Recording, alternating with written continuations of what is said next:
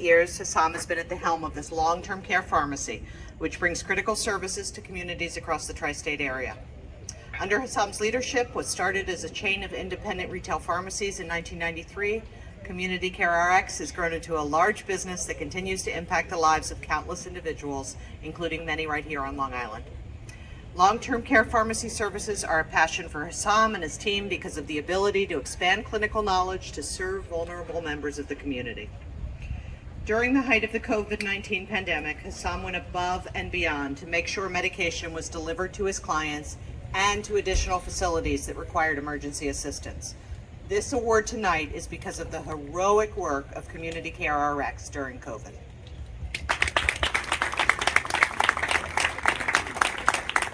Hossam and his team were available 24/7, expanding the use of telepharmacy services and equipping agencies with vital PPE. When clients struggled to obtain vaccination appointments, Hossam and his team helped arrange on-site vaccine clinics for nonprofits, including Little Flower. Hossam's quick actions and deep dedication kept agencies prepared and helped keep people safe and healthy during a frightening and uncertain time. In 2019, Hossam partnered with Ron Gold of Marketing Works to form the True Partners Network Group, which awards a $10,000 grant to one nonprofit each year. That same year, he launched the Maksoud Foundation to help low-income seniors afford out-of-pocket medication costs. Hossam, it is truly an honor to present this award to you. You have been a valuable and supportive ally and partner to Little Flower, providing much-needed services not only to our clients, but to our staff during the pandemic.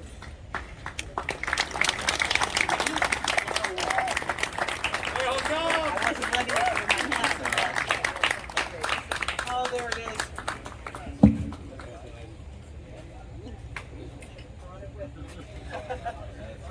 Congratulations.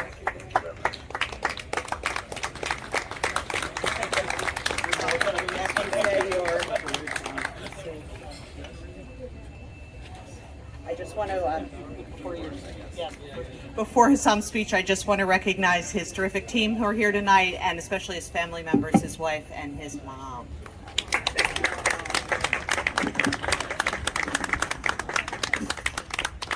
Good evening, everyone. Thank you very much for coming. I'm really overwhelmed with gratitude to be honored tonight. Thank you, Little Flower. Thank you, Corinne, Alyssa, Nairiki, Teresa, Karen, and of course, Frank and Howard and Adam from the committee team. Without you, it wouldn't have been done tonight. Thank you very much. Just wanna just talk a little bit about what we do. So as Corinne said, we're a long-term care pharmacy, but beyond that, we share a lot of common with many of our facilities, which is really at the center of it is our focus on the care of individuals, families, supporting them to be able to raise individuals that can function on their own and help our communities. As Corinne said, the COVID year was a tremendous year, and it was. And you know, some of the stories, I think everyone in here went through them, but for us, it was completely difficult experience to go through. We couldn't really work offline. We had to be in there to dispense these medications. So our team bravely were there every day. I'm talking about drivers, I'm talking about technicians, I'm talking about fillers, and the executive team. But beyond that, as well, I want to say that there are some tremendous difficulties, some hard lessons to learn, and just a couple of them briefly to mention is that when you go to a pharmacy and basic things that you couldn't find, thermometers, Tylenol, prop covers, all of that stuff really opens your eyes to what really has to happen. And the first thing that comes in mind, and we have some politicians in here and some ex-senators, is that we really have to work very hard in bringing manufacture back to the U.S. We cannot depend on foreign countries to provide us with basic needs of healthcare.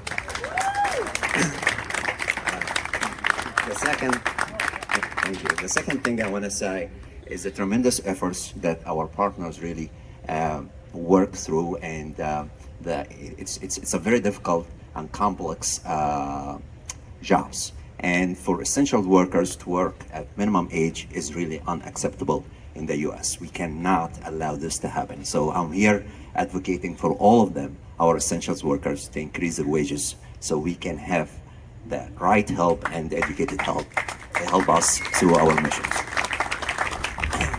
I couldn't have made it today without my team. Many of them in here work with Little Flower, and they work hand in hand with them, and they are really tremendous. They jump immediately to help our facilities when they need any assistance. I want to recognize my mom, my wife. I thought my daughter was going to be here, but we found a babysitter, so that was a good thing. I take this opportunity also to make sure that you guys understand that the staff in here and the executive staff at Little Flower is more open to take you for tours, just to show you what they do in a daily operation, and it's really amazing. I know that because we work with them. Little Flower was one of the first organizations that we were able to help years ago, and once you see that, I think you will be able to recognize the service that they provide to these families and individuals. Marcus in here today is one example of the good work that they do, and once you see that, I'm pretty sure you will be generous in your donations. Again, thank you very much. Thank you for being here, sharing this award with me. Thank you, my staff, my family, and thank you, Corinne, and everyone else at Little Flower. Thank you. Adam is great.